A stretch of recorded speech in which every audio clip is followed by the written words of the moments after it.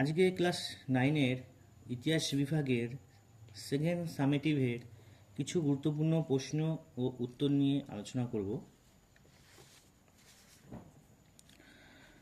বিভাগ ক,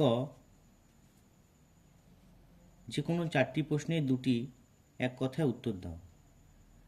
প্রশ্ন নম্বর 1, ভিয়েনা সম্মেলনের মধ্যমণি কাকে বলে? উত্তর হবে মেটারনিক। প্রশ্ন নম্বর 2, ইউরোপের রুগ্ন মানুষ কোন দেশকে বলে? উত্তর হবে তুরস্ক। প্রশ্ন নম্বর 3, রাশিয়ার মুক্তিদাতা জার কাকে বলা হয়?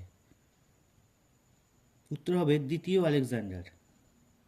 প্রশ্ন নম্বর 4, শিল্প বিপ্লব কি? দৈহিক শ্রমের পরিবর্তে যন্ত্রের মাধ্যমে শিল্পদ্রব্যের ব্যাপক উৎপাদনকে শিল্প বিপ্লব বলে। প্রশ্ন নম্বর 5, কমিউনিস্ট ম্যানিফেস্টো কার লেখা? উত্তর হবে মার্কস ও এঙ্গেলস। বিভাগ খ, সঠিক উত্তরটি লেখো। প্রশ্ন নম্বর 1, ভিয়েনা সম্মেলন আহুত হয়েছিল? উত্তর হবে ক, 1815 খ্রিস্টাব্দে। প্রশ্ন নম্বর 2, ফ্রান্সের দ্বিতীয় প্রজাতন্ত্র প্রতিষ্ঠিত হয় ড্যাশ বিপ্লবের দ্বারা? উত্তর হবে জুলাই বিপ্লবের দ্বারা। প্রশ্ন নম্বর 3, শিল্প বিপ্লব কথাটি প্রথম ব্যবহার করেন? উত্তর হবে অগাস্তা ব্ল্যাঙ্কি। প্রশ্ন নম্বর 4, আদি সমাজতন্ত্রের জনক বলা হয়? উত্তর হবে সেন্ট সাইমন। বিভাগ গ, একটা ম্যাচিং আছে। ভিয়েনা সম্মেলন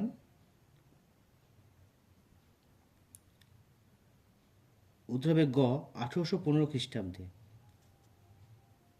2, ভার্সাই চুক্তি? ঘ, 1919 খ্রিস্টাব্দে। 3, ফেব্রুয়ারি বিপ্লব?